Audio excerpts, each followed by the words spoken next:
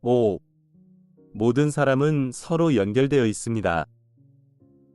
역사는 승자의 기록이라는 옛말이 있습니다. 분쟁에서 이긴 사람들은 자신들을 보기 좋게 쓰거나 그들이 진행 중인 안건을 홍보하는 식으로 기록합니다.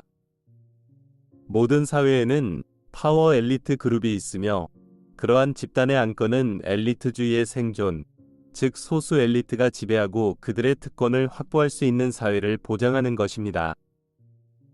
엘리트의 이면에 서로 끊임없이 경쟁하는 다양한 엘리트 집단이 있다는 의식적인 음모론에 대한 말이 아닙니다. 이 경쟁은 지배적인 한 집단의 출현을 막아줍니다. 나는 배후에서 세상을 통제하고 있는 어떤 작은 집단이 있다고 말하는 극단주의자가 아닙니다. 또한 권력과 지배력을 확장하려는 엘리트 집단의 존재를 모두 부정하는 정반대편에 속하지도 않습니다. 알려진 대부분의 역사에서 모든 사회에는 파워 엘리트 그룹이 있었고 그들은 자신들이 좋게 보이도록 역사를 기록하려고 했습니다. 역사를 기록할 때 그들은 엘리트주의는 선을 위한 세력이며 엘리트의 구성원들은 사회 변화를 주도하는 인물들이라는 기본적인 사고방식으로 역사를 기록했습니다. 역사 변화의 전정한 원인은 우리 대부분이 학교에서 배우는 공식적인 역사책에서는 주로 간과되었습니다. 사회 변화의 진짜 원인은 일반 대중입니다. 만일 그들이 지배적 소수를 따른다면 사회는 전체주의로 가게 되고 흔히 다른 전체주의 정권들과의 격렬한 충돌로 이어집니다. 만일 대다수가 창조적 엘리트를 따른다면 사회는 모든 사람을 위한 더 큰 자유와 권리로 나아가고 민주주의가 출현하게 됩니다. 역사적 변화의 진정한 원인은 하나 이상의 엘리트 집단이 아니라 이른바 사람들의 집단의식입니다. 새로운 아이디어가 등장하여 점점 사람들의 마음속에서 두드러지기 시작하면 임계수치에 도달하여 이제 사회의 실질적인 변화를 초래하게 됩니다. 아이디어를 어떻게 확산시킬까? 우리가 현재의 단계로 발전하게 된 원인은 질문을 하고 지식을 확장했기 때문입니다. 호기심과 진보는 연관되어 있습니다. 가령 이른바 암흑시대에는 가톨릭 교회가 무오류의 교리의 의문을 제시할 수 있는 지식은 모두 성공적으로 억압했습니다. 공적인 호기심, 즉 사람들의 질문하는 능력과 의지는 오히려 약했습니다. 이것이 바로 수세기 동안 사회가 침체되고 거의 발전하지 못했던 이유입니다. 대중이 정보에 접근하거나 자유롭게 아이디어에 대해 토론하는 능력을 제한했던 다른 억압적인 정권들도 마찬가지였습니다. 왜 소비에트 연방은 붕괴되었나요? 1987년 한 소비에트 연방 반체제 인사의 강의를 들은 적이 있는데 그는 그 당시 소비에트 연방 정권의 가장 큰 문제가 과학자들에게 컴퓨터를 허용할지 여부라고 했습니다. 허용하지 않는다면 소비에트 연방은 과학의 발전과 무기 개발에서 필히 서양에 뒤질 것입니다. 만일 과학자들에게 컴퓨터를 가지도록 허용한다면 그들은 과학자들이 정보에 접근해서 퍼뜨리는 것을 통제할 수 없을 것입니다. 이런 일은 정치적인 붕괴로 이어질 수 있습니다. 실제로 몇 년 후에 이런 붕괴가 일어났습니다. 아이디어는 실제로 어떻게 확산될까요? 그것에 대해 공부하거나 이야기하고 저술하는 개인들에 의해 확산될까요? 아니면 전체 대중에게 영향을 미칠 수 있는 더 큰 메커니즘이 있을까요?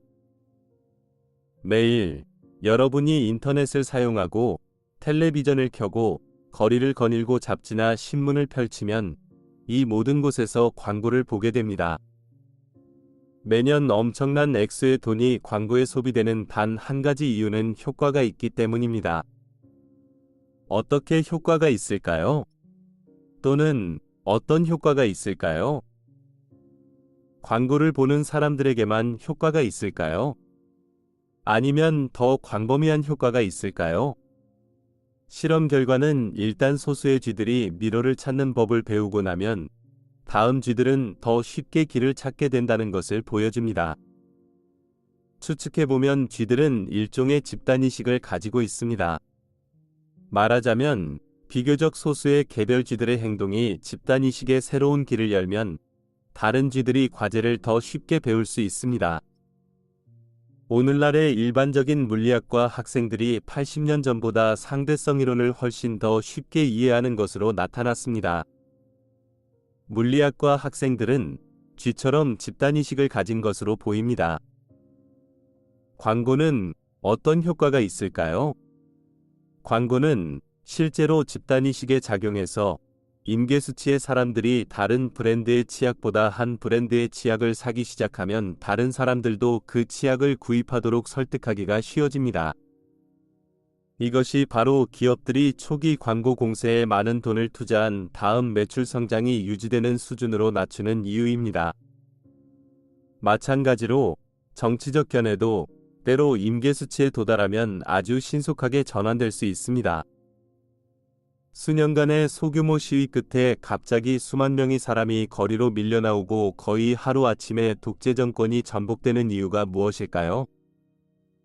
왜 노예제도가 수세기 동안 인정되는 표준이었다가 갑자기 대부분의 서구 국가에서 명백히 더 이상 받아들여지지 않게 되었을까요? 집단의식이 있고 집단적인 마음에 영향을 미쳐서 사회의 변화를 초래할 수 있는 것으로 보입니다. 처음에는 이런 일이 오르막길처럼 보이지만 어느 순간 임계수치에 도달합니다. 갑자기 집단의식이 그리고 여론이 거의 한순간에 전환됩니다. 여러분이 공부하고 여러분의 의견을 말함으로써 실제로 집단의식을 특정한 방향으로 끌어당기는 데 기여할 수 있습니다.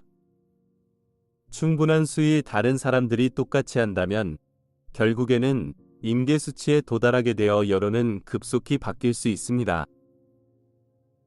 집단적인 마음의 존재에 대해 과학이 뭐라고 하는지 살펴봅시다. 집단적인 마음을 충분히 이해하기에 앞서 과학이 새로운 세계관, 즉 기존의 멘탈 박스를 넘어서는 양자 도약의 필요성을 지적했다는 점을 고려할 필요가 있습니다. 상대적으로 새로운 세계관. 상대성 이론은 무엇이고 기본 공식인 E는 mc 제곱은 우리에게 무엇을 말해줍니까?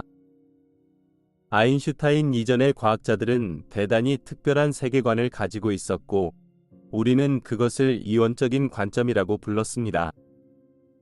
그들은 세상이 근본적으로 다른 두 가지 물질이나 요소들, 즉 물질과 에너지로 구성되어 있다고 믿었습니다.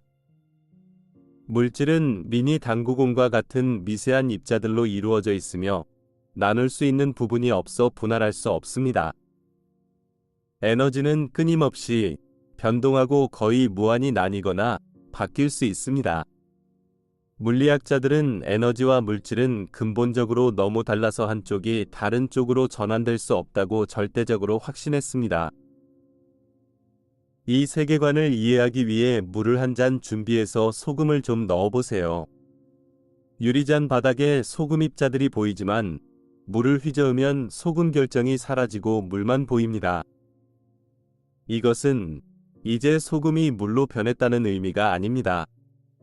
화학작용이 일어나 미세한 소금 분자들이 물 분자들과 섞여서 소금 결정이 더 이상 보이지 않는 것입니다. 소금이 물에 녹았습니다. 눈에 보이던 소금 결정이 눈에 보이지 않는 작은 부분으로 쪼개졌습니다. 소금 분자들이 물 분자들과 섞여서 여러분의 눈에는 물만 보입니다. 주전자에 물을 넣고 끓이면 물은 증발하고 소금 결정이 주전자 바닥에 다시 나타납니다.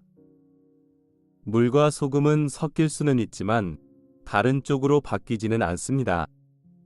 소금이 물로 바뀔 수 있다고 주장한다면 아인슈타인 이전의 과학자들은 여러분을 경멸하며 비웃었을 것이고 납을 금으로 바꿀 수 있다고 생각했던 중세 연금술사들과 여러분을 비교했을 것입니다. 아인슈타인 이후로 그런 경멸의 근거가 없어졌습니다.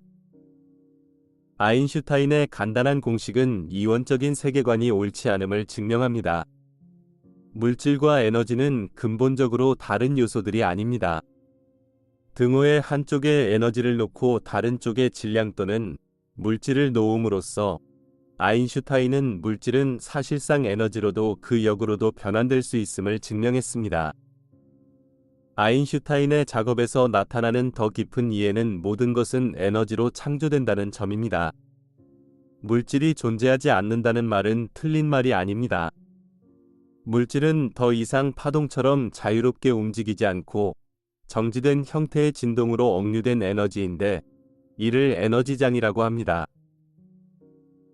우리가 물질이라고 부르는 것은 우리의 감각적 지각에 바탕을 둔 멘탈 구조물입니다.